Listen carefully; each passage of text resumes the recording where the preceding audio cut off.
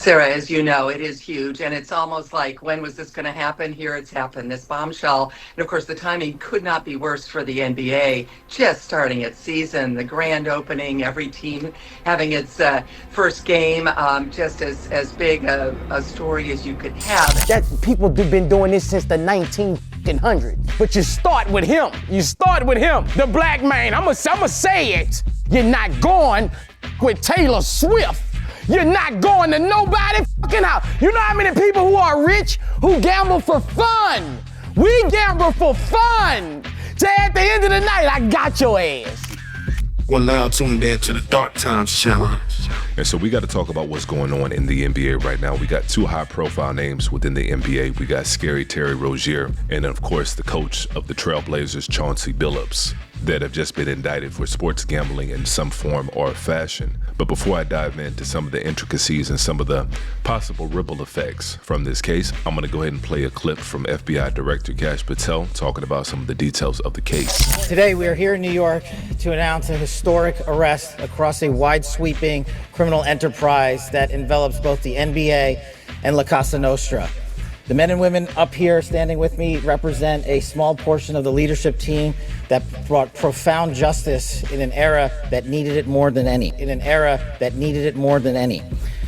I'll just highlight some of the details in the case and the FBI work, and then you'll hear from the others.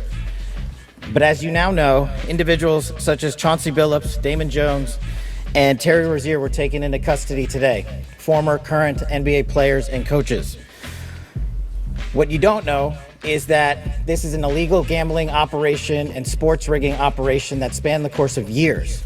The FBI led a coordinated takedown across 11 states to arrest over 30 individuals today responsible for this case, which is very much ongoing. Not only did we crack into the fraud that these perpetrators committed on the grand stage of the NBA, but we also entered and executed a system of justice against La Casa Nostra to include the Bonanno, Gambino, Genovese, and Lucchese crime families. And you'll hear more about those details today. The charges and the arrests that were taken down across this country range from wire fraud, money laundering, extortion, robbery, illegal gambling. This FBI will leave no room for any perpetrator of crime across this country. You hear a lot about our work of defending the homeland and crushing violent crime. Well, this work is also representative of a colossal portion of the FBI's mandate to keep America safe and to keep our entertainment industry fair and secure. The men and women that are standing up here today worked tireless hours, days, months, and years. And the fraud is mind-boggling. It's not hundreds of dollars. It's not thousands of dollars. It's not tens of thousands of dollars. It's not even millions of dollars. We're talking about tens of millions of dollars in fraud and theft and robbery across a multi-year investigation. And so let me go ahead and start off by saying nobody wants criminality. Going after criminals, going after criminal enterprises is a good thing. Getting rid of crime is a good thing, or at least trying to. But the one thing that we can't have is racial double standards. And a lot of people might say it's a continuation and it's a microcosm of what's been going on within society. It's no different, but now it's crossing over into the sports world. And there's no doubt about it that this was politically driven. They waited to the NBA's opening week to go ahead and make this announcement. A week that was supposed to be a celebration of the return to NBA on NBC. This is the NBA on NBC. So you let us bring a camera or two to your place here to talk to you about basketball. Why do you want to share what you're thinking about basketball now? It's pay it forward. You know, I have an obligation to the game of basketball. Still love it? Love it like you wouldn't believe. I mean, in all honesty, I wish I can take a magic pill, put on shorts, and go out and play the game of basketball today.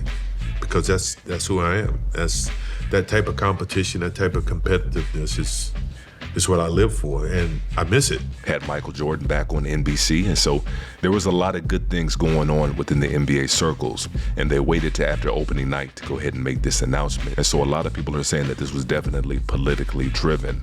And one of the main individuals in question, Chauncey Billups, is what really stood out to me. Because if you listen to some of the charges that are being levied against him, the charges are really, really vague, to put it lightly. This came in just a few minutes ago. Yeah, these arrests just happened, and of course the Miami Heat guard Terry Rozier and Chauncey Billups, the head coach of the Portland Trail Blazers, have been arrested. A third former NBA player is also charged. And what law enforcement officials tell us is that there are two separate schemes here. One involved a game rigging scheme. That's involved Terry Rozier, and he allegedly provided information about who was playing in games, who might be on the injury list, to some of the sports bettors that he was involved with, and he benefited himself financially. According to one official, he bowed out of a game faking an injury about 9 minutes in to help whatever bet had been placed on that game. Then there is a separate alleged scheme, and that's the one that allegedly involves the coach of the Trailblazers. And in that alleged scheme, that also involves 3 families from the New York Mafia families, the Genovese, the Bonanno, and the Gambino crime families. That this is a poker scheme, according to sources, that involved playing Texas Hold'em, and that Billups was part of that scheme, attending these games. And according to one official, his attendance was there to be used as sort of a distraction to some of the other players who were playing, all part of a poker ring. So 2 separate sports betting schemes that they're announcing today. And so just going off of what little information that we have as far as Chauncey Billups' involvement with all this, it looks like Chauncey Billups is going down for gambling. At the most, it looks like. With what she just said and what she just laid out, it looks like he attended a poker game. And this reminds me of the case with Gilbert Arenas. As you all know, Gilbert Arenas over the summer was arrested and charged by the FBI for similar alleged crimes. As a gambler, wouldn't I be a target at a poker table or a partner? Probably a target. Okay. Yeah. Because the people that are being charged are actually like Israelis, right? I think so. Yeah. I will be a target. I will be the guy, guy with the money. You'd be the mark. Yeah, I'm the mark at a table. Yeah. Hence why I don't know him, because I've never been to one of their games. I don't play poker like that. Yeah. Like it's weird. Like it's a weird one for me, because I'm wondering if is there defamation? Because how you're making it seem, I don't think that's fair. You can't use my name to put a case out there with these type of claims. Like at the end of this, I should be able to sue for defamation. Yeah, I mean, if you can show damages, absolutely. Yeah, I just don't like the idea that you, like, whatever your evidence is, you fucking know that I don't know these people. You know there's no text messages, any of that shit. Yeah. You know that. You know there was a raid, had nothing to do with me. I don't know nothing. They don't know me. And the fuck that you're using my name like this, that's unfair. I agree. But it is the government. It is the government. Depends. Yeah, they can do what the fuck they want to do. United States of America versus Gilbert Arenas. You know, so that's funny. On the paperwork, right? No, yeah. Just like that. Yeah. No, so look, this is the funniest thing. My boy was telling me something, and he was like, yo, you gotta stop trolling. And I said this: I only troll when I know I'm innocent. If I know there's no way I've done anything, I'm gonna troll the fuck out you because it doesn't matter. And he said this, he said, when you're guilty, you need a lawyer. When you're innocent, you really need a fucking lawyer. Huh. And I was like, yeah. The fuck does that mean? It was like, you aggravate people, right? When you feel you have something, when you're at the top, and you feel that they don't have nothing on you if you didn't do nothing, so you're gonna aggravate them, which means it's not about your case. It wouldn't be about your case. It'd be about you personally.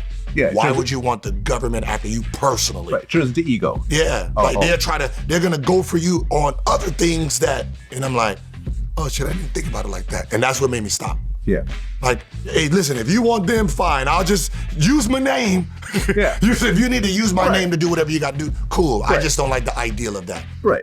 And you've said that you're going to cooperate with whatever information you have. You're willing to cooperate. I said that because I don't have none. Yeah. It's like I don't know. Like, it's just one of those things. Like, what's so funny? If you ask the poker community, the one thing that they do know is Gilbert Arenas has never thrown a poker game. And so unfortunately, I think this is just the beginning. I don't think we've heard the last about this particular case with Chauncey Billups, but I think there's probably going to be a lot more dominoes to fall here pretty soon. I think this administration has proven what they're about, and they're currently proving what they're about. But I think they definitely made their point and got their point across, and in the process scored some political capital and brownie points by their constituents. And so I think that this is just one of the first dominoes to fall, and I think we're going to see quite possibly some more here in the near future. But that's my take on it. Make sure we go ahead and try to keep that conversation going on down below as we usually do.